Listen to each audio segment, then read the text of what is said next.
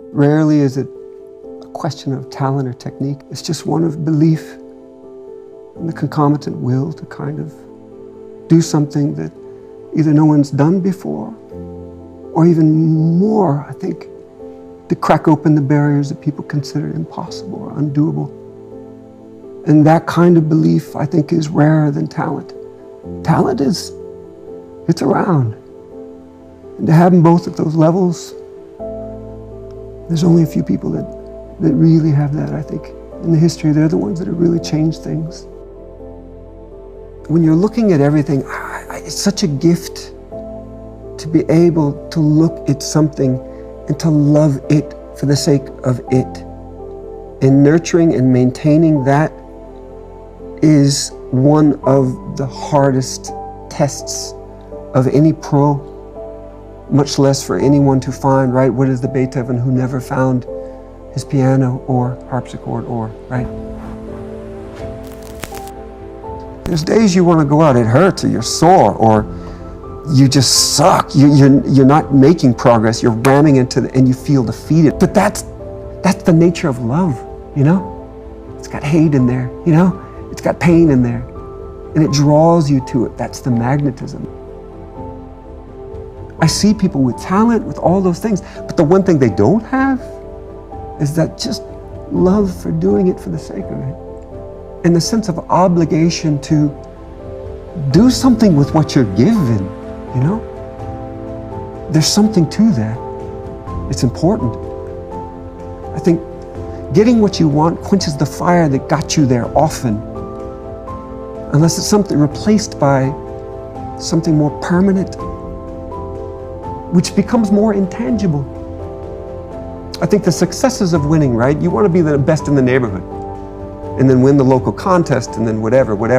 It just keeps going up, and then by the time you get there, you can have a stadium screaming your name. It's actually happened a couple of times to me. And there is a visceral exhilaration to it. There is. I've experienced that. I know what that's like. You land a trick and it just lights up. It's crazy. But at the same time, it's hollow. It's hollow. That's not the thing that can drive you, at least not for long. It's being able to say, oh, I had that. I had a model, or I had people autograph, oh, whatever, all of these honors. Eventually, that stuff fades to just static, and you're left with you and you're bored. And if you decide that that's what you love, that's what you're doing, then your days are numbered. And so the trick is to always peel back of, why am I doing this in the first place? It is easy to say, and I think it's smothering to say, and often there's a culture of saying that if it cannot be proven, it must not be possible. And the big takeaway from that theorem is that there's lots of things that cannot be proven, though they are correct. Because we see things so often in front of us the way that it should be done, and it imposes a kind of barrier through what people know and see, a familiarity. But maybe you can change something within you that can be just outside a new set of axioms, some new skill set that will take you further. And I think that that's the history of development. And it's interesting how getting what you think you want can end up being the force that pushes you into, paint yourselves into a corner, pushes you into a groove. There's something terrible to be top of a mountain, I'm the best, I'm the king, guarding it. The Nietzsche quote, right? What's left for you when you make it to the top? But lightning, you know?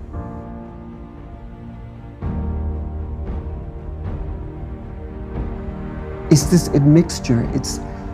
Everybody has a unique set of variables that they can put in place and express their individual identity in a form of, call it greatness.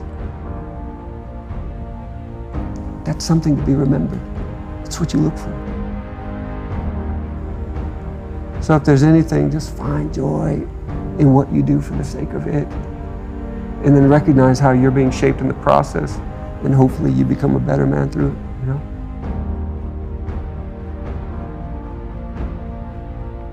It's not fair.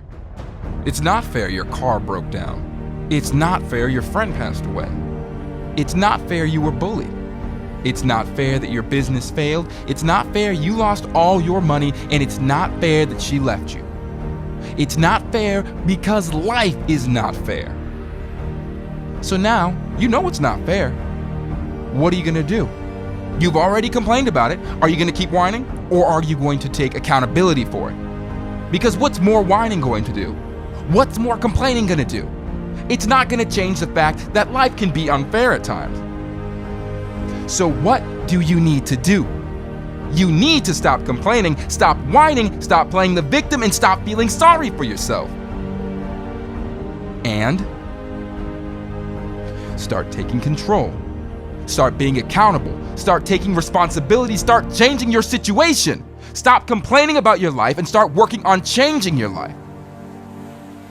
Success does not come to those who complain. Success comes to those who change their circumstances when needed. You're not weak. You're power. You can change your circumstances.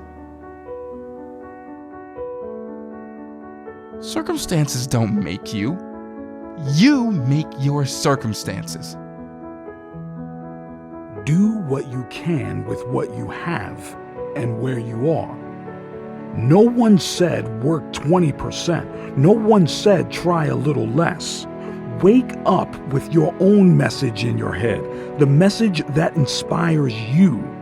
Inspires you to work harder, strive for success. Stop waiting for the right time.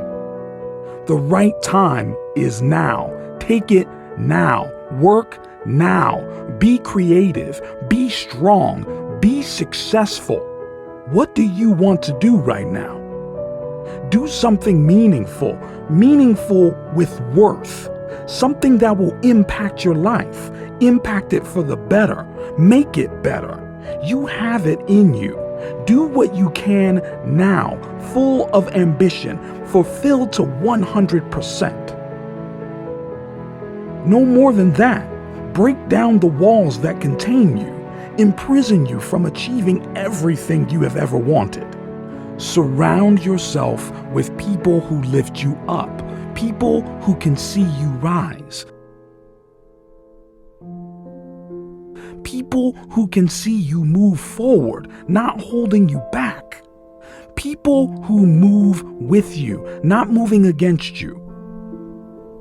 Finding friends of similar character and heart, that's important to me.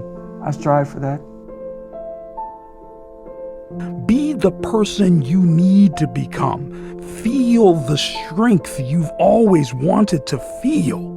See your courage as a superpower to help you progress, to boost your confidence, boost your life, upgrade it to be better, more fulfilling life. One where you and only you are in control. What you do in these reflexive couplings shapes you. You shape it, it shapes you. You don't disconnect from that. You just tumble forward. Over time, you become what you do. And you find, hopefully, at the end of that process, you're not insufferable. That you actually have something to give and can be present, you know? So for all I've done, I appreciate.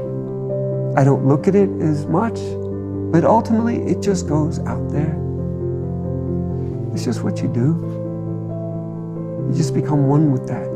I think that's been a key for me of why I've been able to sustain this fire that's so seemingly easily quenched. You know? And so when I see people who have had success, I see boredom for the most part in them. And then I see a tombstone. And circling back to what trophies and those things represented, right? Feynman, great physicist, said that the Nobel Prize would be the tombstone on all great work. Just look at it. I haven't done a study of Academy Awards, right? But usually when you get what you thought you wanted, fire goes away. I'm honored to have had the rippling impact that I have helped formulate the language of a community where others can help shape and express themselves in a process and connect. That to me, for people like me, that doesn't come easily. But ultimately, I just want to be a good man, you know? You ever hear that goofy internet thing of, found it, it's the stupid stuff that people send you. Can you name the last Nobel Prize winners and Olympiads, right? But you can name the 5th grade teacher that had faith in you, right? It's the people you touch singularly. That's a bigger test in a way.